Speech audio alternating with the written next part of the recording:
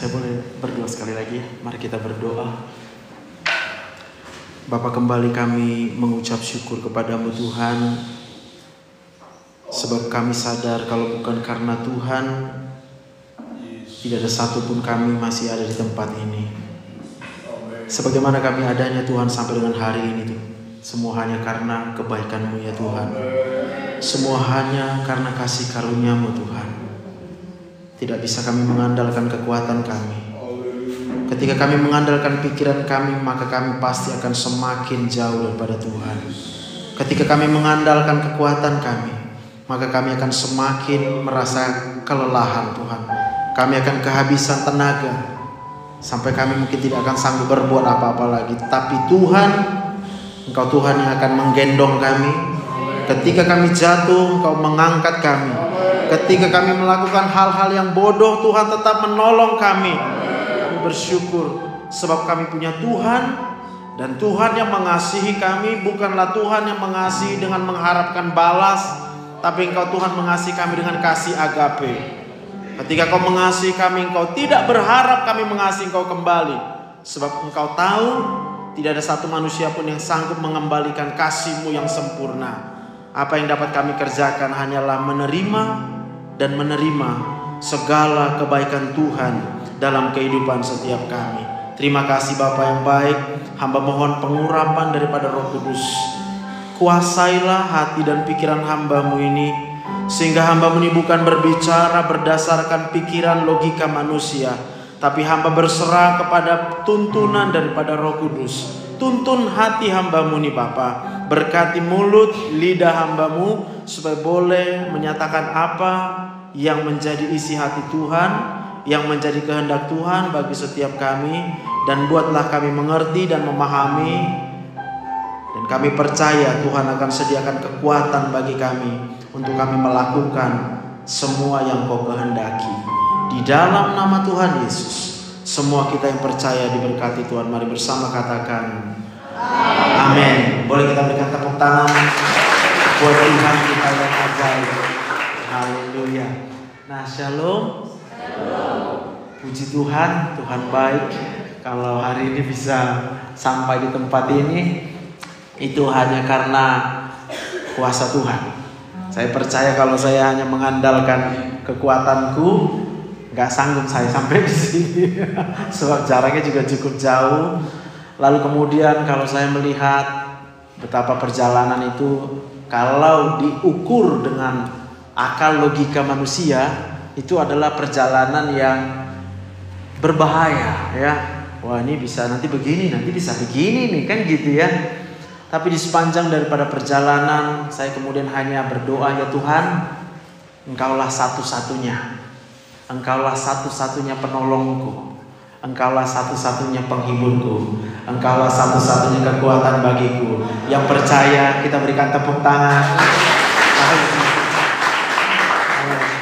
Nah, puji Tuhan buat Pak Gembala yang boleh memberikan kesempatan bagi saya untuk berbagi iman saya, berbagi kebenaran firman Tuhan di tempat ini. Nama saya Dr. Joseph Sibarani. Sehari-hari saya melayani Tuhan di rumah sakit untuk menolong saudara-saudara kita yang sakit, saudara-saudara kita yang mengalami penderitaan fisik tentunya ya. Tapi Tuhan juga percayakan kepada saya untuk bisa menolong siapapun juga yang belum sakit fisiknya, cuma di otaknya aja yang sakit, kan gitu kan. Ini istri saya Boru Sidaputa, boleh bangkit berdiri supaya bisa dilihat. Puji Tuhan. Jadi salah satu yang membuat saya bisa sangat terhibur dalam menjalani hidup ini adalah istri saya sendiri ya. Jadi puji Tuhan untuk kita semua. Nah, apa yang mau saya sharingkan buat kita pagi ini adalah tentang hati yang gembira. Ya, hati yang gembira. Dan di Amsal 17 ayat yang ke-22, di sana dituliskan bahwa hati yang gembira adalah obat yang manjur. Nah, yang mau saya pastikan buat kita paham dan mengerti pada pagi ini bahwa kegembiraan itu bukanlah perintah, Oke? Kegembiraan itu tidak bisa disuruh. Kau gembiralah. Kau gembiralah. Enggak. Jadi Bapak Ibu yang dikasihi Tuhan, kegembiraan itu adalah satu kondisi. Nah, saya akan berbicara sedikit menyinggung ke kedokteran, ya. Bahwa di otak daripada manusia, ini otak saya nih, ini kemudian berisi jaringan otak. Berarti di situ banyak sel-sel, sel-selnya semua akan terhubung, terkoneksi satu dengan yang lain. Dan hubungan antar sel-sel itu berupa zat kimia. Ya, kalau pernah kita merasakan gula rasanya apa? Manis. Lalu ada garam rasanya apa? Asin. Lalu kalau yang pahit apa ya Bang ya? Kalau yang pahit itu biasanya empedu. Mana tahu ada yang suka merasakan empedu ya kan? Pahit. Lalu ada yang dia rasanya Pak pedes, cabai. Saya. Kalau yang enak itu yang mana rasa enak itu? Tentunya kita pasti setuju, manis. Maka setiap yang manis sampai ke lidah kita bisa rasa manis dan otak kita akan rasa apa? Senang. Saya.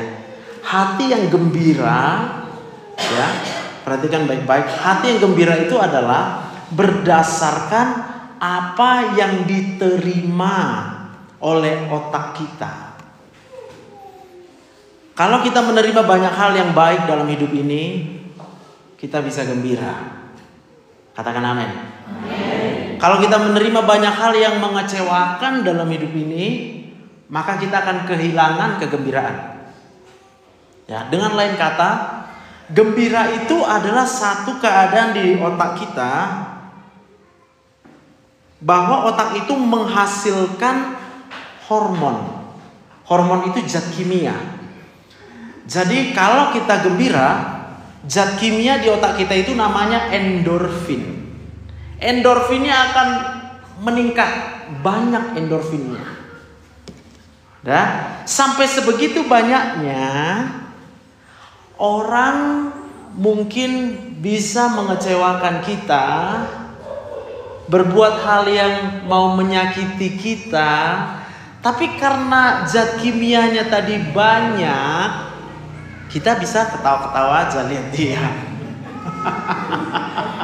Paling kita bilang, kenapa nih orang?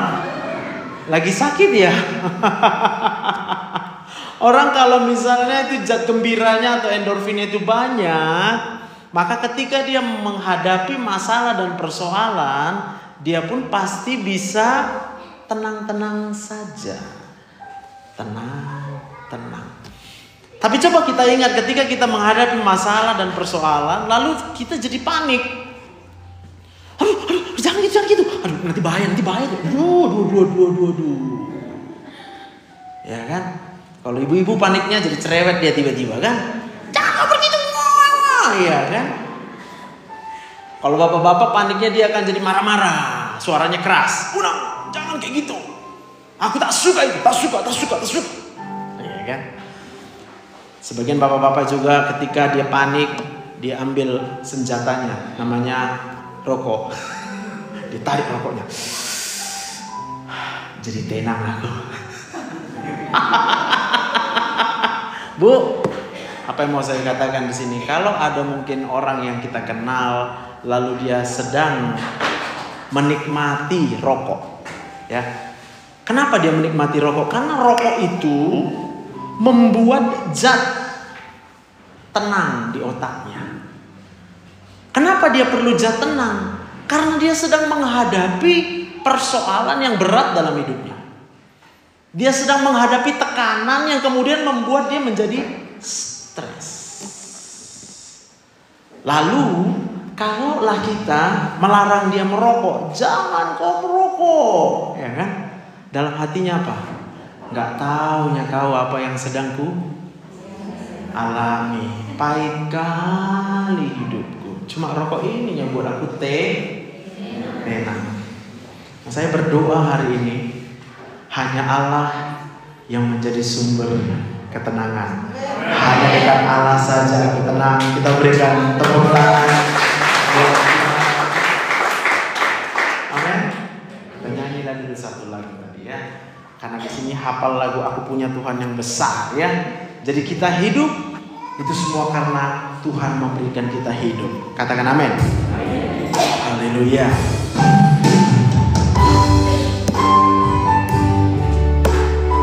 Sebab kami percaya bagi Tuhan tidak ada yang mustahil, tidak ada yang sukar buat Tuhan. Haleluya.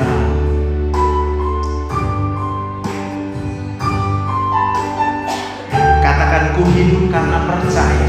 Ku hidup karena percaya. Kau yang berjanji setia, pengharapanku selalu ada di dalammu, di dalammu. Katakan, ku tidak akan menyerah, ku tidak akan menyerah, meski dalam kesesakan, meski dalam kesesakan. Seluruh hidupku dalam genggamanmu, dalam genggamanmu. Yang hafal lagunya katakan, aku punya Tuhan yang besar. Aku punya Tuhan yang besar, yang telah berjanji dan sanggup menggenapi imanku. Bersepakat percaya kuasanya, ku terima sekarang kemenangan darimu. Dengan iman katakan, aku punya Tuhan yang besar. Bagi Tuhan tidak ada yang mustahil. Haleluya. Menggenapi imanku, bersepakat percaya kuasanya, ku terima sekarang kemenangan darimu. Imanku bersepakat percaya kuasanya, ku terima sekarang kemenangan darimu.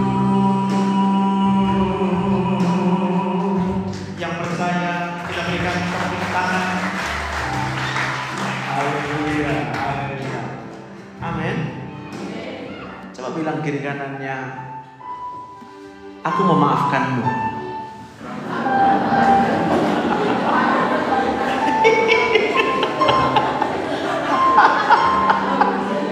Aku memaafkanmu. Enggak apa-apa, it's okay. Bapak Ibu dikasih Tuhan, kalau kemudian kita kembali merenungkan, mengapa Tuhan Yesus itu kemudian datang ke dunia ini, dilahirkan sebagaimana seorang manusia yang punya daging, punya perasaan, tapi lalu kemudian dia mau menyerahkan hidupnya, dirinya untuk apa? Untuk dihukum. Dan Tuhan Yesus dihukum itu bukan dengan hukuman biasa-biasa. Dia diberikan hukuman yang mana tidak satu manusia pun itu kemudian akan mau menerima hukuman seperti itu. Mulai dari di pengadilan, gak ada pengacaranya, gak ada yang membela dia. Dia sendiri di sana. Lalu kemudian semua orang menunjuk kepada dia, menghina dia. Padahal apa yang dikerjakan Tuhan Yesus adalah kebaikan. Bukankah ketika Tuhan Yesus pergi kemana-mana, yang Tuhan Yesus kerjakan hanyalah menyembuhkan orang, membebaskan orang yang terbelenggu, memberikan keyakinan bahwa ada Tuhan yang mengasihi seluruh dunia ini. Yohanes 3:16 berkata, karena begitu besar kasih Allah akan apa? Dunia yang mana Bapak Ibu? Dunia yang berdosa.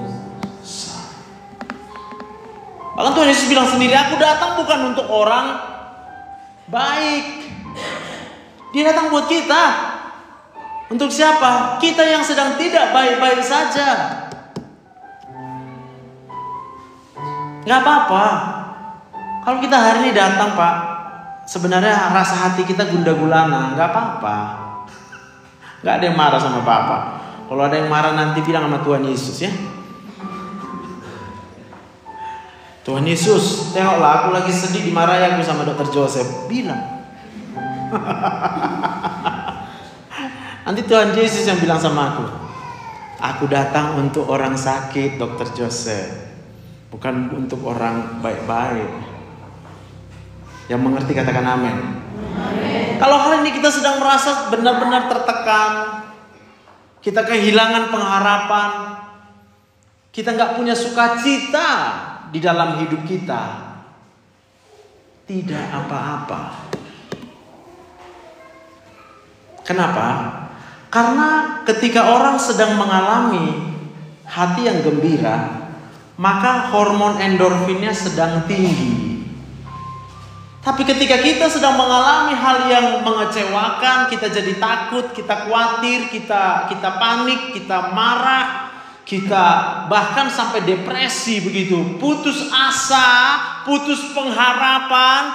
Saya mau katakan tidak apa-apa. Kalau kita masih hidup sampai dengan hari ini, berarti masih ada pengharapan. Sebab Tuhan itu sendiri datang ke dunia untuk memberikan pengharapan, menolong setiap orang yang mau ditolong. Katakan amin. Maka kalau hari ini kita sedang merasa tertekan, kita khawatir, kita depresi, itu artinya hormon stresnya sedang tinggi Pak. Jadi hormon stres itu namanya katekolamin, epinefrin, norepinefrin, serotonin yang berlebihan. Dan tahukah kita, yang saya bicarakan ini adalah hati daripada manusia. Jadi hati manusia itu Pak, berada di kepala kita, letaknya di bagian bawah, di tengah. Lalu dari situ akan turun semua saraf dari otak ke seluruh tubuh. Namanya saraf motorik. Coba angkat tangan. Ayo angkat tangan. Yes. Kita bisa angkat tangan kenapa?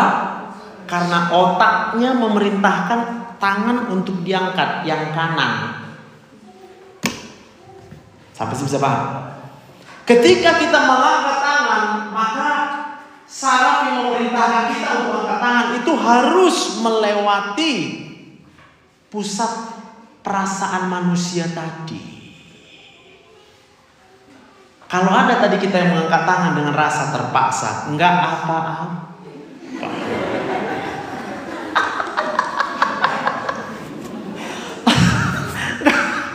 Enggak apa-apa. Coba saya bilang nih, tepuk tangan buat Tuhan. Kalau ada yang lagi tepuk tangan buat Tuhan, dia tepuk tangan, tapi dia tetap rasa terpaksa. Jangan-jangan nanti gue nggak tepuk tangan dibilang orang berdosa. Nggak ada yang berdosa Pak di sini. Kalaupun ada yang berdosa, saya mau katakan, dosamu sudah diampuni. Satu kali dia disalibkan, satu kali dia berkorban untuk menebus dosa setiap kita. Tepuk tangan untuk Tuhan. Jadi kalau ada orang yang menghakimi kita, nggak apa-apa, senyumin aja. Ya udahlah. Yang penting aku sudah diampuni. Satu kali. Bahkan Tuhan Yesus sendiri katakan, sudah selesai. Sudah selesai. Ini saatnya apa? Kita menerima kasih karunia dari Tuhan. Kita jalani hidup yang diberikan Tuhan. Untuk apa? Mempersiapkan kita untuk nanti hidup kekal di sorga, di langit baru, bumi baru, selama-lamanya bersama Allah. Tidak ada lagi tangis, tidak ada lagi penderitaan, yang ada hanya sukacita bersama Allah. Tepuk tangan. Jadi kalau hari ini banyak masalah dan persoalan, bilang kiri kanannya biasa. Namanya pun dunia. Jangan nanti besok kita bangun, kayak gak ada lagi masalah. Iya kan, kok enak kali aku bangun nih, kayak gak ada masalah. Cubit dulu deh, cubit. Jangan-jangan udah memang gak hidup lagi di dunia, udah pindah ke LB3. Sebab gak ada kesusahan. Amin. Lalu tadi saya katakan ada saraf yang turun dari kepala kita melewati perasaan kita untuk melakukan hal-hal apa yang kita mau. Paham ya? Orang bisa saja melakukan apa yang kita minta, tapi kalau dia melakukannya dengan terpaksa, yes, dia tetap melakukan, tapi dia tetap merasa terpaksa. Worship leader tadi mungkin berkata, ayo semangatlah, iya kan? Gak apa-apa pun kalau gak semangat, gak apa-apanya. Cuma apa yang bisa dibuat WL? Pasti dia cuma bilang, ayo semangat. Amin Bang. Sebab aku pun dulu memimpin pujian, bisa sampai capek aku lompat-lompat sendiri. Bisa lah, sendiri. Wah, yang lain pada bengong lihat. Ya gak apa-apa. Kenapa yang lain pada bengong? Karena di dalam otaknya sedang banyak hormon stres.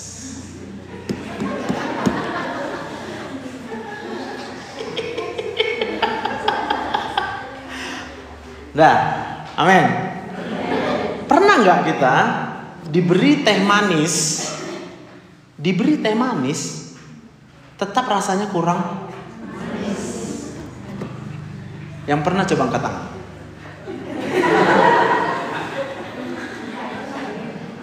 Oh, salah pertanyaannya. Pernah nggak Pak dikasih teh manis, kita bilang pahit rasanya? Yang pernah angkat tangan. Nah, ini puji Tuhan nih Pak Pendeta ya. Kayaknya jemaat kita di sini nih Pak, sukacitanya berlimpah terus Pak. Sehingga ketika dikasih air putih, rasanya tetap tepuk tangan lah buat Tuhan kalau gitu.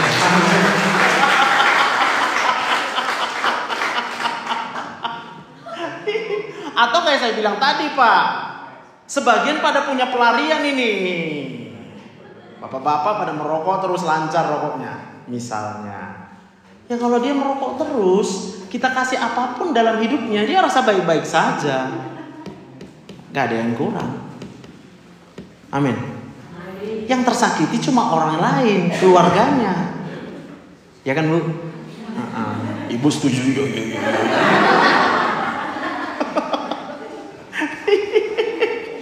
Kalau ada suaminya merokok Bu sampai hari ini Bu, ibu sering-sering buat di rumah pesta ya. Pesta penyambutan suami. Jangan malah suami sampai rumah disuruh-suruh ya. Sebab dia udah capek hidupnya.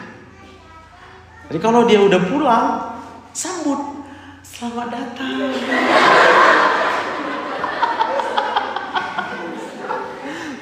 Mana tahu dia lagi merokok gitu ya, datang kan, selamat datang. Lapar kau, mau makan kau? Ditanya Bu, supaya apa? Supaya berhenti dia merokok. Karena kita sediakan dia apa? Mana pernah? Cuman dia makan tapi merokok. Enak pula lah dirasanya kan? Lepas sendiri rokoknya. Paham maksudku? Maka hati yang gembira ini adalah obat yang manjur. Bukan hanya untuk orang yang sedang sakit penyakit datang berobat ke dokter. Hati yang gembira ini adalah menentukan kehidupan semua orang. Hati yang gembira ini akan menjadi obat untuk apa? Untuk kita mengalami hidup yang diberkati oleh Tuhan. Dia kan baik-baik. Seseorang kalau hatinya dipenuhi dengan kegembiraan, dia nggak bisa buat jahat, benar nggak? Kenapa nggak bisa buat jahat? Karena sarafnya ketika dia mau ngangkat tangan, dia perintahkan sarafnya dia harus lewat dari area yang gembira tadi. Dia merasa baik-baik saja, bahkan dia penuh dengan sukacita. Nggak mungkin dia perintahkan tangannya untuk melakukan kejahatan.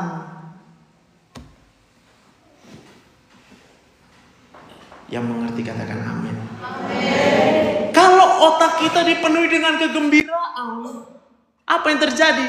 Kita nggak bisa mikir negatif. Kita mikirnya pasti semua aman-aman saja, baik-baik saja. Kita diberkati oleh Tuhan. Maka kalau sarafnya itu menuju wajah kita, Pak, wajahnya gini terus, Pak.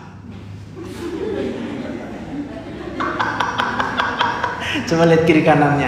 Kasih senyum dulu karena Tuhan memberkatimu. Gak apa-apa kalau gak bisa senyum, Pak. Gak apa-apa.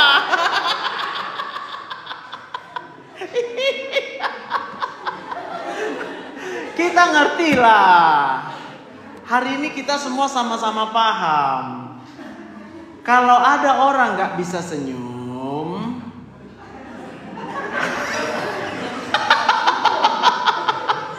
artinya di otaknya sedang kelebihan hormon stres.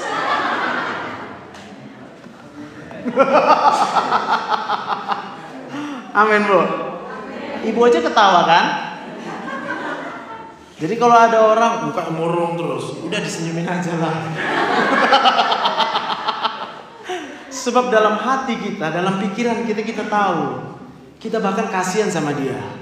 Andai kata ada yang bisa kita perbuat, kita pasti akan tolong dia. Amin. Kenapa? Kenapa kita tolong dia? Karena kita sedang berada di dalam keadaan gembira.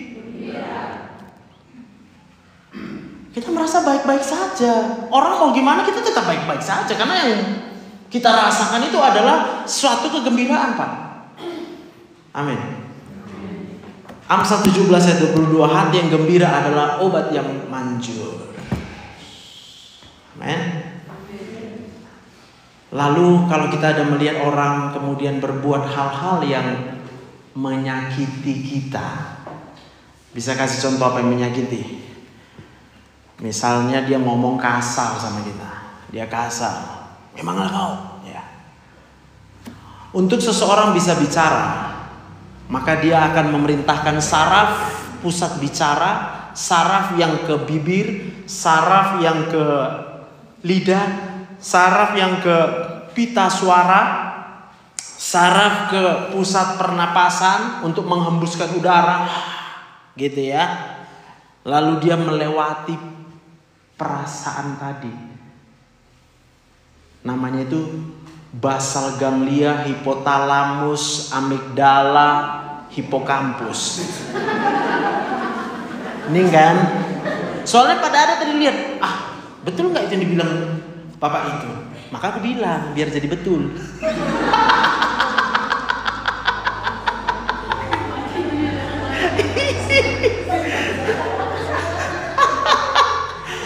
Ya, dia lewat dari situ. Tempat yang mana? Yang sudah penuh dengan rasa stres. Maka ketika sarafnya untuk bicara tadi lewat dari pusat rasa stres itu bisa ada bencinya di situ, ada kesal di sana, ada kemarahan di sana. Maka tanpa dia sadari, dia akan berbicara sebagai orang yang marah. Dia akan berbicara sebagai orang yang sedang kesal. Dia akan bicara sebagai orang yang sedang penuh ketakutan. Dia akan bicara sebagai orang yang penuh dengan lagi panik. Siapa pernah panik? Semua orang.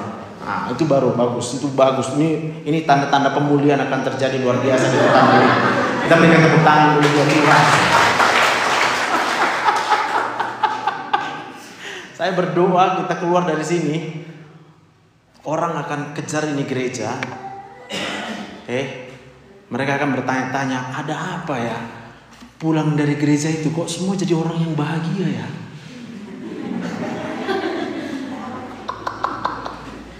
Orang pada buru-buru. Aku maulah ikut kau, aku maulah ikut kau, aku maulah ikut kau. Aku mau beribadah sama kalian. Tempat ini bisa nggak cukup. Berikan tepuk tangan buat Tuhan.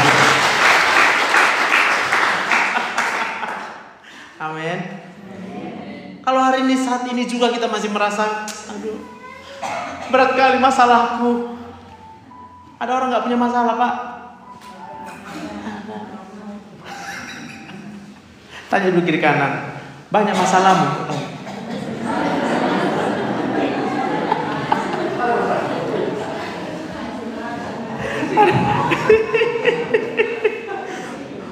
Apa katanya, Pak? Oh, banyak. Coba lomba, siapa lebih banyak masalahnya?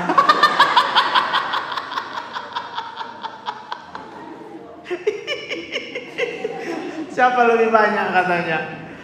Amin.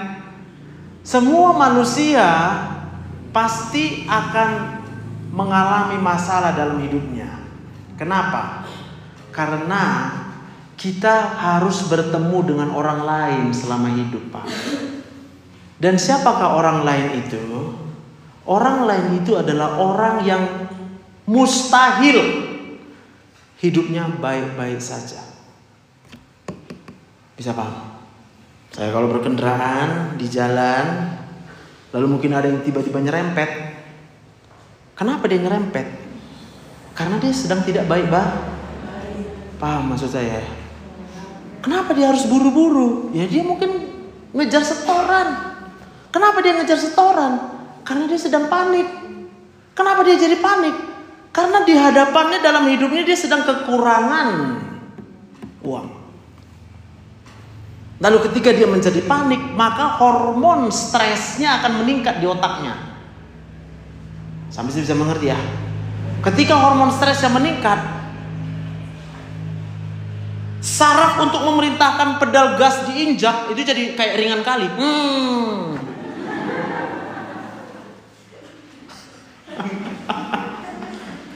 Terus kan deh, nanti dilihat jalan, dipikirnya semua sewa di jalan itu.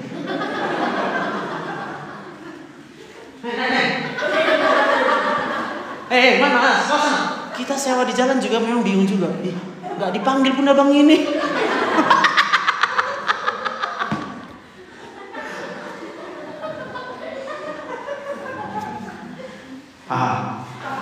Ketika lihat ada angkot di depannya, dirasanya ini apa? Saingan.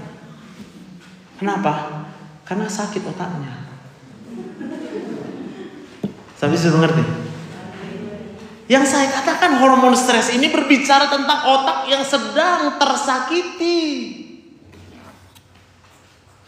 Otak manusia yang tersakiti, maka semua saraf yang turun untuk memberikan perintah kepada seluruh tubuh ini untuk berfungsi jadi sakit. Maka kita tidak bingung, gak usah bingung, gak usah bertanya-tanya. Kalau orang berbuat hal yang menyakiti kita, kenapa? Otaknya sakit.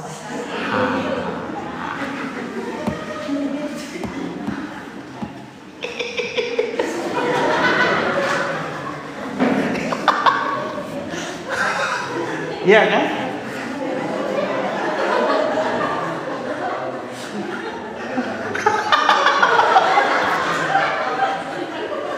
Kan jadi lucu sendiri kita kan. Kan lihat orang lain gitu ya. Kayak lain kok. Ya kan memang dia lagi sakit otaknya deh.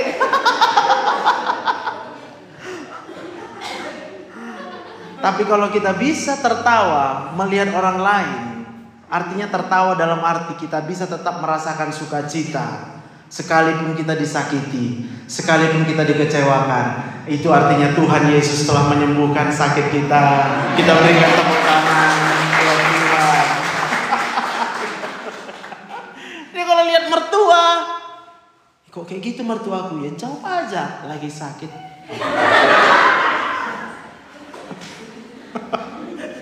Bapak-bapak pada bingung.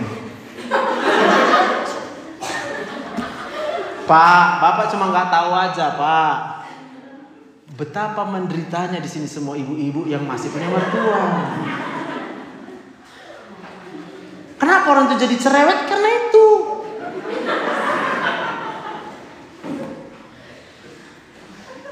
Kenapa orang itu kerjanya nanya uang, mana ada uang, ada uang? Karena itu. Karena buat ibu-ibu, uang itu dia pikir menyembuhkan otaknya.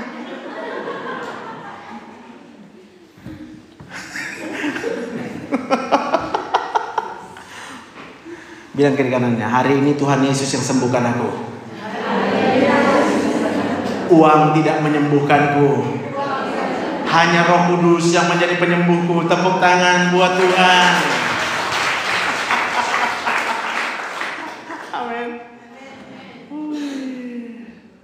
Jadi percayalah Pak, Bapak akan bisa mengalami nanti sesuatu pemulihan dalam hidup Bapak. Ya, tanpa sadar nanti Bapak gak pengen lagi merokok. Tidak pengen merokok. Tidak pengen berbuat hal-hal yang hal-hal yang menyakiti orang lain. Tapi sebenarnya itu bukan Bapak mau menyakiti. Kita paham Pak. Kita paham Bu. Saya ulang sekali lagi. Kalau orang berbuat hal yang menyakiti orang lain, bukan karena dia jahat. Cuma otaknya sedang terisi dengan hormon stres. Amin. Otaknya sedang sakit. Tinggal kitanya. Kita lagi sakit apa enggak?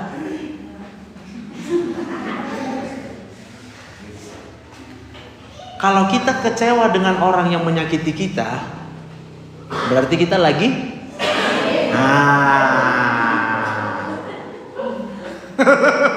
Itu sebabnya Tuhan Yesus katakan apa? Ampunilah orang yang bersalah kepadamu. Lalu Yesus berkata ketika dia akan naik ke kayu salib, ya Bapa, ampunilah mereka, sebab mereka tidak tahu apa yang diperbuatnya. Jadi orang yang berbuat kejahatan dia nggak tahu bahwa itu jahat. Kenapa dia nggak tahu? Karena pusat perasaan tadi, hipotalamus, hipokampus, basal ganglia dan amigdala. Biar agak mual-mual sedikit dengarnya kan. Itu tidak bisa kita kendalikan. Maka orang gak bisa dibilang, gembira lah kok Pak. Gak bisa. Bingung dia disuruh gembira. Kayak mana aku gembira? Udah sakit kalau saya nyuruh aku nih katanya. Ya dia benar itu. Kegembiraan itu bukanlah perintah yang dengan serta-merta ketika disuruh gembira kita jadi gembira. Gak bisa. Gembira itu adalah suatu pengalaman menerima. Kita menerima kegembiraan. Dari siapa kegembiraan? Kalau kegembiraan yang sejati hanya dari Tuhan.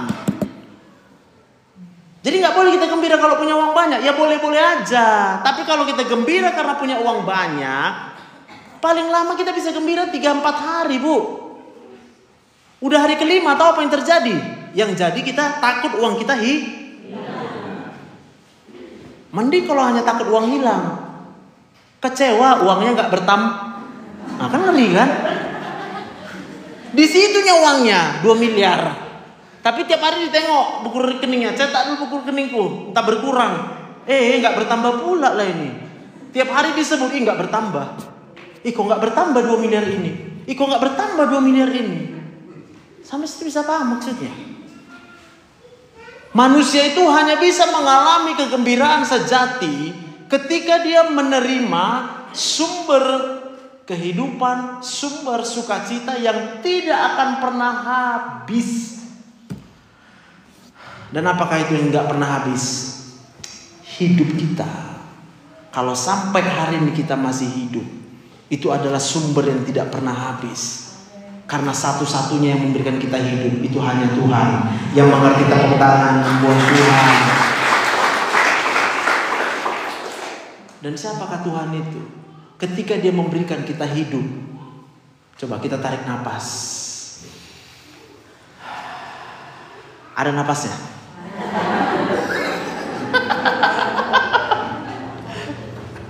Amin. Itu yang kita tarik oksigen Pak. Siapa yang kasih oksigen? Ada yang lain bisa kasih oksigen? Beli bisa? Oke, mau beli. Biar kita hitung harganya. Harga oksigen kalau dibeli Pak, Rp32 per liter. Itu harga paling murah di tempatku, di Rumah Sakit Metodis. Udah diskon habis. Sebab biasa orang yang butuh oksigen karena udah setengah mati. Kita kasihan ya kan? Udah setengah mati, ditaruh pula harga oksigen mahal, makin mati nanti dia. Kalau mau coba beli oksigen yang mahal, ibu lagi sehat gini ya, pergi ke toko Alkes, bilang beli oksigen 1 kaleng. Itu harganya bisa ratusan ribu, isinya cuma beberapa liter. Oke, lagi sehat. Lalu kita ambil aja harga terendah, Rp32 per liter. Berarti 1 menit manusia itu harus bernapas 16 kali Pak. Kita duduk-duduk gini ya, gak ngapa-ngapain kita, gak permisi lagi sama Tuhan untuk bernapas. Ada yang permisi? Gak permisi tuh. Suka hati kita lah. 16 kali kita bernapas. Sekali tarik napas, itu udara yang kita tarik itu setengah liter. Berarti kalau setengah liter 16 kali, berarti 1 menit kita butuh 8 liter. Kalau 8 liter 1 menit, berarti kalau kita kali 32 perak, Rp256 dikasih Tuhan sama kita. Gak permisi kita. Bahkan Tuhan gak minta balik loh, gak minta balik. Tahu nggak? Waktu kita buang udara yang kita nafaskan tadi, yang kita buang adalah CO2 Pak. Karbon dioksida. Apa itu karbon dioksida? Itu racun. Kalau kita tumpuk racun di badan kita, semua sel-sel kita pasti mati. Tapi kalau kita hirup oksigen yang diberikan oleh Tuhan, sel-selnya akan hidup dan sehat. Katakan amin. Bukankah Tuhan itu baik? Tepuk tangan untuk Tuhan.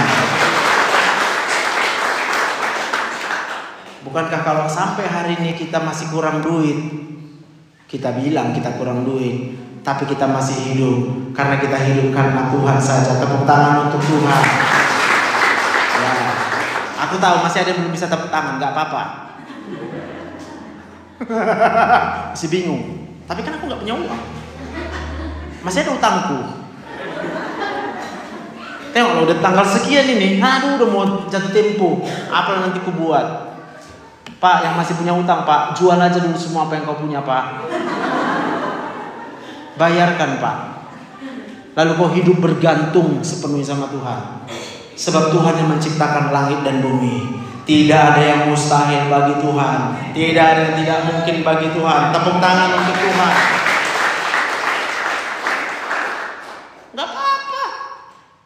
Kita nggak punya apa-apa juga, nggak ada persoalan. Yang penting kita masih hidup. Bahkan kita paham sekali, hidup itu sebegitu berharganya diberikan oleh Tuhan. Oh, buku hitung harganya. Jadi tadi Rp256 1 menit kan Pak? Berarti kalau 256 1 menit Pak, 1 jam. Ada yang punya kalkulator? Soalnya besar hitungan ini. Mana kalkulatorku? Kalkulator. Oke, Rp256 1 menit ya. Berarti kalau 1 jam kita duduk-duduk ini, tadi ini udah 1,5 jam ya kita. Udah dikasih Tuhan kita Rp15.360 1 jam. Berarti kalau 24 jam kali 24 368.640. Semalam, dari semalam udah utang kita Rp368.640. Masih kecil. Sehari nih 368.000 udah di atas UMR ini Pak. Lalu hitung Pak, satu rumah itu ada berapa orang Pak?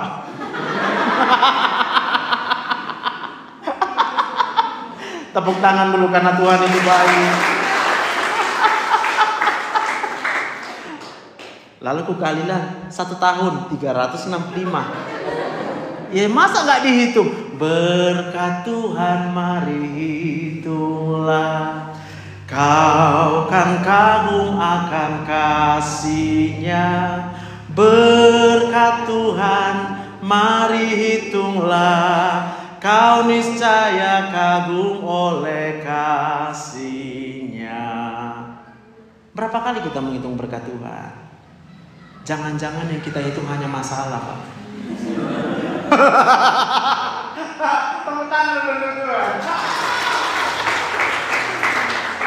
Mulai hari ini kita berhenti menghitung masalah. Sebab seberapa banyak pun masalah kita hitung, kita tahu hitung-hitungannya kita nggak akan sanggup kalau hanya mengandalkan kekuatan kita, Pak. Itu sebabnya Bapak jadi capek. Itu sebabnya Ibu jadi lelah. Itu sebabnya kita jadi marah-marah. Itu sebabnya kita jadi panik. Karena apa? Karena hitungan masalah yang ada di kepala kita adalah satu hitungan yang kita nggak akan mungkin sanggup selesaikan. Lalu coba hitung berkat Tuhan. Karena pada waktu manusia itu menghitung berkat Tuhan, hitung-hitungan atas masalah dan persoalan otomatis tergeser. Manusia nggak bisa bercabang pikirannya, Pak. Dalam satu waktu dia hanya bisa pikir satu hal. Kalau ada orang yang dalam satu waktu bisa pikir banyak hal, itu namanya skizofrenia. Orang dengan gangguan jiwa ini.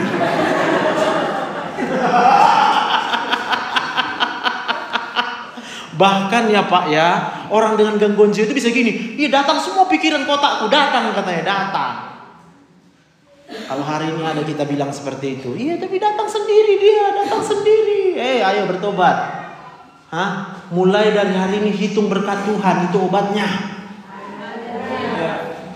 Kalau memang udah gak sanggup lagi ya terpaksa mau diapain ya terpaksa berobat ke psikiater dulu. Supaya apa? Ditenangkan otaknya yang gini-gini terus. Terus mikir. Gak mikir. Terus berpikir. Wah kayak mau buat apa aja dia. Emangnya bisa buat apa kita, Pak? 134.553.600 dalam 1 tahun. 1 tahun, Pak. Umurku aja lah, nanti ku itu umur Bapak marah Bapak. Umurku 43. Jadi udah berutang aku sama Tuhan 5,785 miliar. 5,8 miliar. Itu masih nafas, Pak. Kalau masih ada ngomong sikitnya, berapa lah itu? Makanya belajar hitung berkat tuh. Apalagi berkat kita. Kita bisa pergi dari sini ke sana, dari sini ke sana sepanjang hidup kita sampai dengan hari ini. Kalau bukan karena perlindungan Tuhan, kalau bukan karena pertolongan Tuhan, kita nggak bisa ada sampai dengan hari ini. Yang percaya tepuk tangan buat Tuhan. Amin. Lalu apa yang kita buat tiap hari? Kita cuma hitung masalah. Kita pikir Tuhan gak mau tolong. Kita pikir Tuhan gak peduli sama kita. Kita pikir Tuhan itu jahat sama kita. Padahal kita ini yang jahat sama Tuhan. Kita yang gak mau menghargai apa yang Tuhan buat dalam hidup kita. Saya mau katakan, Pak. Kalau saya mau datang ke sini bukan karena saya yang mau. Saya gak sanggup kalau mengandalkan kekuatanku. Gak mau loh. Buat apa? Aku juga udah capek. Tapi karena aku hitung berkat Tuhan, ya Tuhan, kau baik kali sama aku. Maka otakku akan dipenuhi dengan apa? Sukacita Tuhan. Aku rasa gembira, aku rasa luar biasa. Sehingga orang panggil minta tolong, ya udah aku karena udah ditolong Tuhan, aku tolong dia. Amin. Tuhan baik. Tuhan luar biasa baiknya buat kita. Tapi kita nggak bisa merasakan. Kenapa? Karena kita sedang hitung-hitungan dengan persoalan, Pak. Kita pikir persoalan kita itu lebih besar daripada kebaikan Tuhan. Maka saya katakan tadi, kalau ada orang berbuat jahat sama kita, jangan pikirkan kenapa dia jahat. Tapi kalaupun terpikir kenapa dia jahat, jawabannya apa? Karena dia sakit. Hati yang gembira adalah obat yang manjur. Apa masalahmu, Dek? Besar? Ya kan belum selesai. Mana lebih besar dari kuasa Tuhan?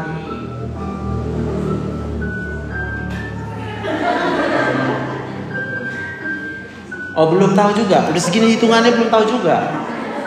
Mana lebih besar dari kuasa Tuhan? Waktu kau dengan percaya berkata itu, kau sedang ditolong Tuhan, kau dibebaskan Tuhan, kau diberkati oleh Tuhan. Tepuk tangan Tuhan. Haleluya. Amin. Ini kayaknya suami istri semua datang ya. Buat yang suaminya masih entah kemana-mana, lagi sakit otaknya itu kan. Hari ini ibu terima disembuhkan dulu sama Tuhan. Rasakan kasih sayang Tuhan, cinta Tuhan, kuasa Tuhan dalam hidupmu, Bu. Supaya apa? Waktu suamimu nanti pulang, kau bisa menyambut dia dengan tari-tarian. Suamiku, Bu.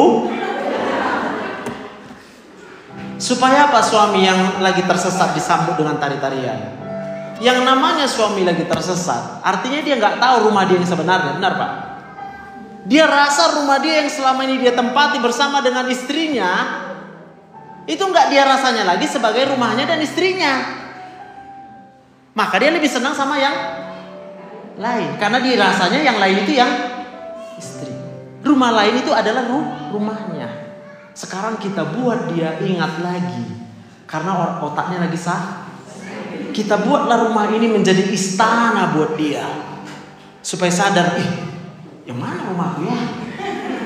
Biasa tuh kalau pulang ke rumah ini kena repet. Kalau pulang ke rumah ini ditanya, ada uang. Ya kan? Kalau dia ke sana, dia nggak pernah ditanya itu. Udah tahu. Bang, capek kau bang. Gitu cara nanyain Nang. Namanya pelakor. Dia pikir itu istrinya, karena di dalam bayangannya istri itu adalah lemah lembut, nggak cerewet. Dia salah. Sekarang kita buat dia ingat lagi siapa istrinya. Istrinya sudah dimenangkan oleh Tuhan. Istrinya sudah bertobat dalam Tuhan, memenangkan suami-suaminya. Tepuk tangan buat Tuhan. Jadi kenapa suami suka main judi, suka minum tuak? Saya mau katakan gak apa-apa. Udah nunggu soalnya semua ini. Ini pasti kita kena marah ini. Pak, ngapain dimarahi Pak? Otak Bapak juga udah sakit Pak.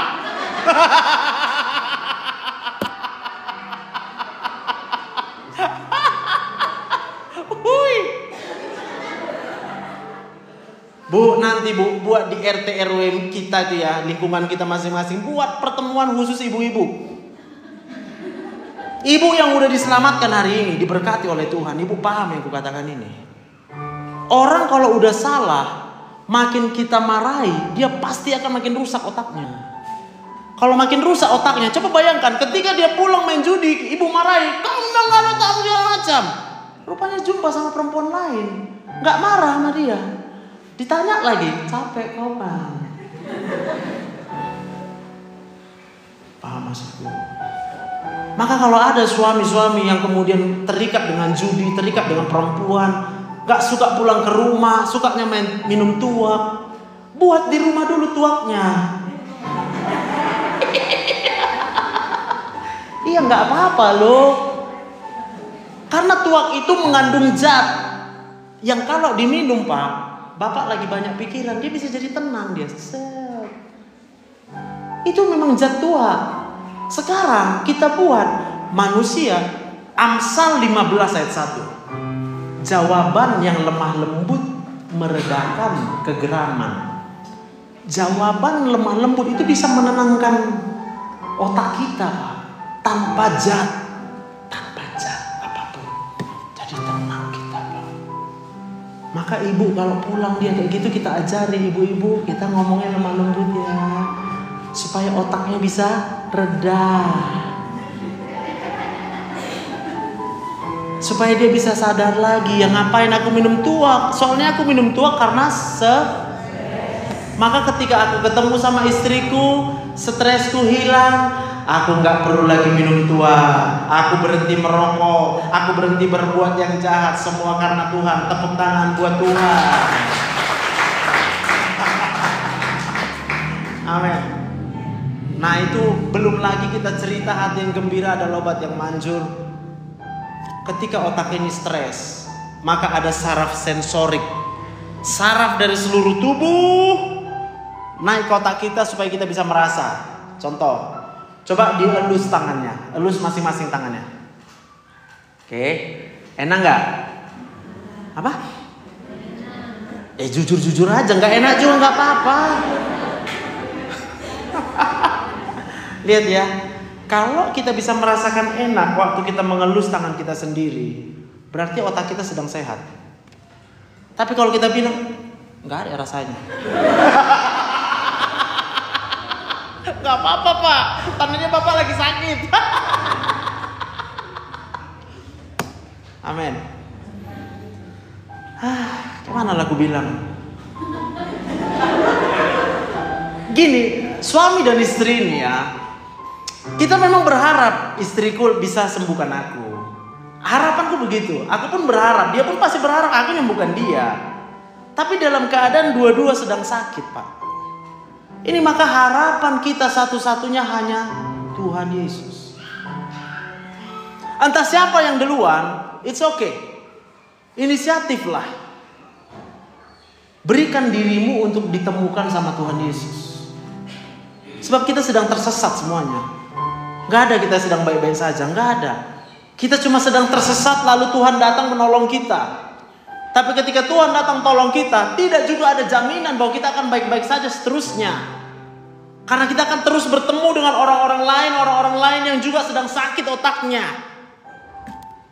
Itu sebabnya hari demi hari kita belajar untuk apa? Terima Tuhan, terima kasih. Supaya apa? Supaya sehat otak kita. Saya kembalikan tadi. Jadi waktu kita mengelus tangan kita, coba kita elus sambil tarik nafas. Lalu katakan terima kasih Tuhan, saya masih hidup. Oke. Waktu bilang terima kasih Tuhan saya masih hidup, rasanya apa Pak? Ada yang rasa lega boleh angkat tangan. Ada yang nggak rasa apa-apa boleh angkat tangan. Ya nggak apa-apa loh. Yang mau aku bilang, kalau kita sedang merasa nggak apa-apa, berarti otak kita sedang sakit. Ibu ketawa-ketawa aja deh Bu. Maka kalau orang sedang sakit, karena sakitnya berat, maka dia perlu dosis tinggi. Maka satu kali nggak rasa apa-apa, terima kasih Tuhan saya masih hidup. Lagi, makasih Tuhan saya masih hidup. Sampai kita bisa merasa lega, berarti kita sudah sembuh. Paham? Jangan berhenti. Sebab Tuhan juga nggak berhenti memberikan kita hidup. Maka setiap detik dalam hidup kita, terima kasih Tuhan, terima kasih Tuhan, terima kasih Tuhan. Waktu suami datang, aku tahu ibu udah panik juga. Kok nggak pulang-pulang suamiku ini? Ibu tarik nafas selagi suami belum pulang. Sebab kalau nanti suami udah pulang, ibu baru tarik nafas terlambat. Yang ada perang dunia nanti Bu. Supaya apa? Waktu suami belum pulang, ibu tarik nafas bersyukur. Tuhan terima kasih saya masih hidup. Supaya hatimu dipenuhi Tuhan dengan kelegaan. Roh Kudus akan memenuhimu dengan penghiburan. Maka ketika hati kita penuh dengan penghiburan, ketika lihat suami yang datang terlambat sambil mabuk-mabuk, gak bawa uang pula, itu tidak menyakiti kita. Sebab kita tahu ada Tuhan Yesus yang menyembuhkan hati kita terlebih dahulu. Malah kita akan menyembuhkan suami kita. Kita buka pintu, kita katakan I love you. Ibu jangan ketawa-ketawa aja Bu. Praktek. Kapan terakhir bilang I love you sama suaminya? Iya kan? Iya kan?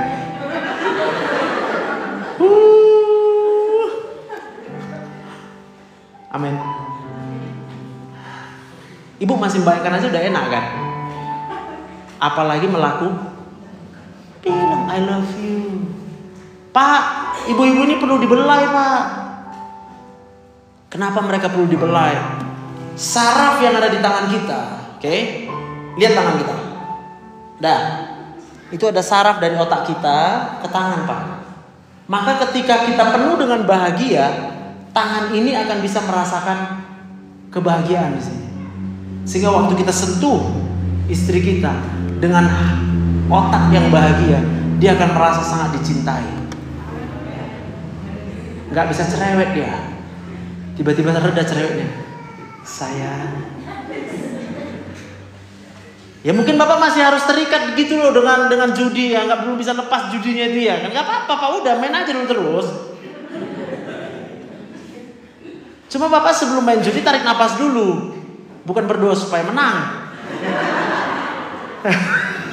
Tuhan terima kasih saya masih hidup. Jadi bapak-bapak nanti di sini yang sudah menang dari judi, aku minta tolong Bapak datang ke tempat perjudian. Supaya apa? Saudara-saudara semuanya, sebelum kita main judi, tarik napas dulu. Kita bilang terima kasih Tuhan.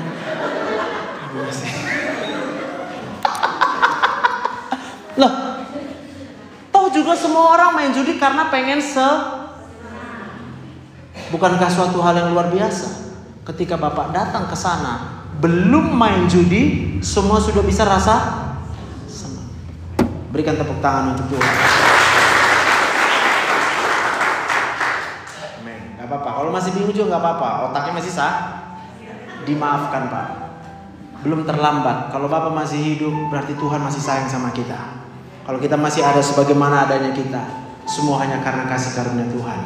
Kalau kita dipenuhi dengan ucapan syukur setiap hari, setiap waktu, itu akan membuat otak kita penuh dengan kegembiraan. Waktu kita penuh dengan kegembiraan, itu menjadi obat yang manjur. Itu menjadi sumber mujizat Tuhan dinyatakan, kuasa Tuhan dinyatakan. Kita berikan tepuk tangan buat Tuhan.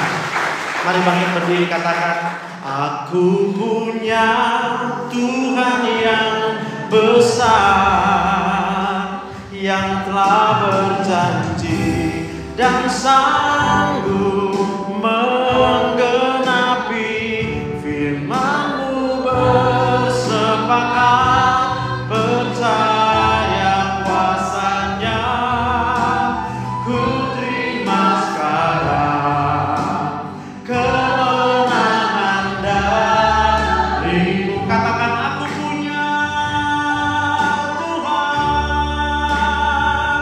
aku punya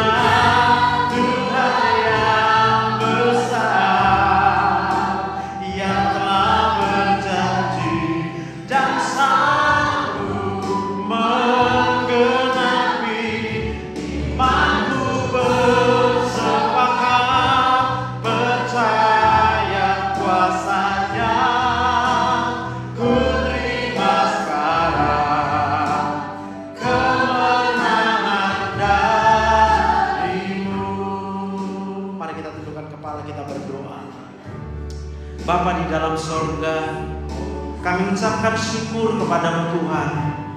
Kalau sampai hari ini kami masih boleh menikmati kehidupan, kami sadar Tuhan, kami sadar bahwa kehidupan itu satu-satunya yang menjadi sumber hidup kami hanyalah Tuhan. Tuhan yang mencukupkan segala kebutuhan keperluan kami. Bahkan Tuhan yang menjaga kami, Tuhan yang melindungi kami daripada yang jahat, Tuhan yang membebaskan kami dari segala yang jahat dalam hidup kami, sehingga kami masih bisa hidup sampai dengan hari ini. Betapa hati kami berlimpah-limpah dengan ucapan syukur kepada-Mu Tuhan. Tapi kalau hari ini mungkin banyak di antara kita yang masih merasa, aduh aku kok gak bisa sukacita, aku gak bisa gembira, aku kok hatiku penuh dengan masalah ya.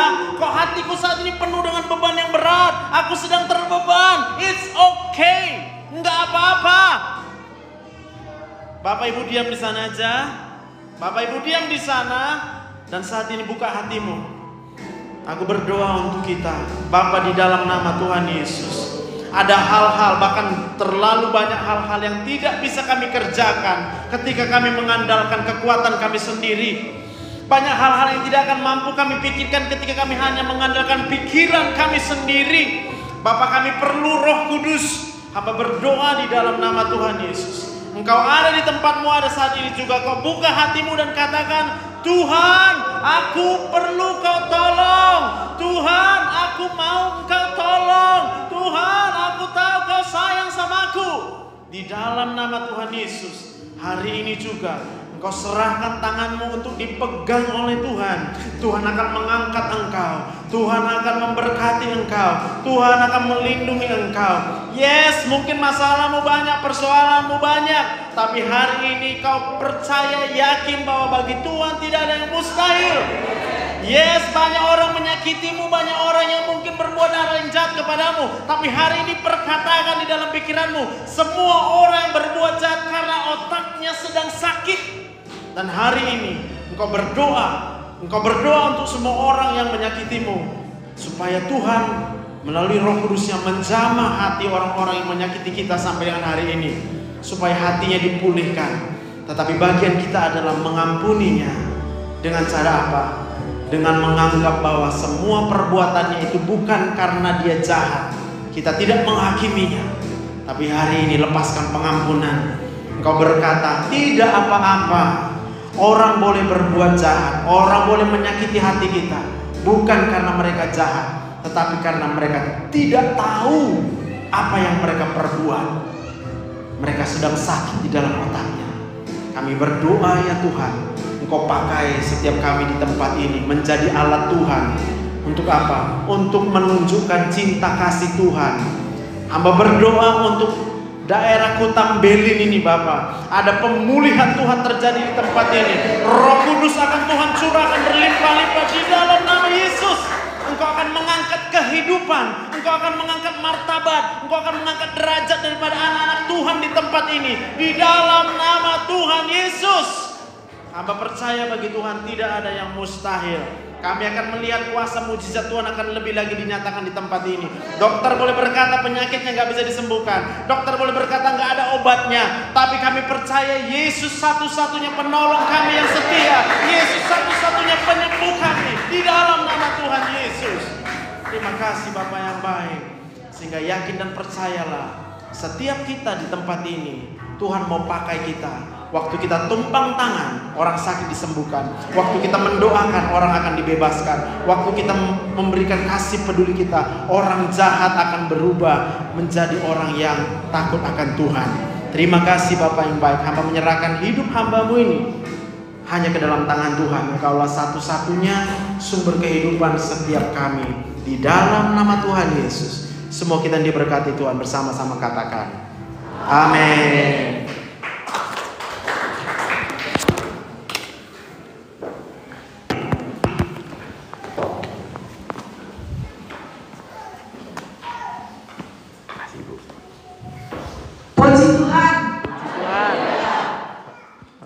Semua senyum sudah diberkati lewat firman Tuhan.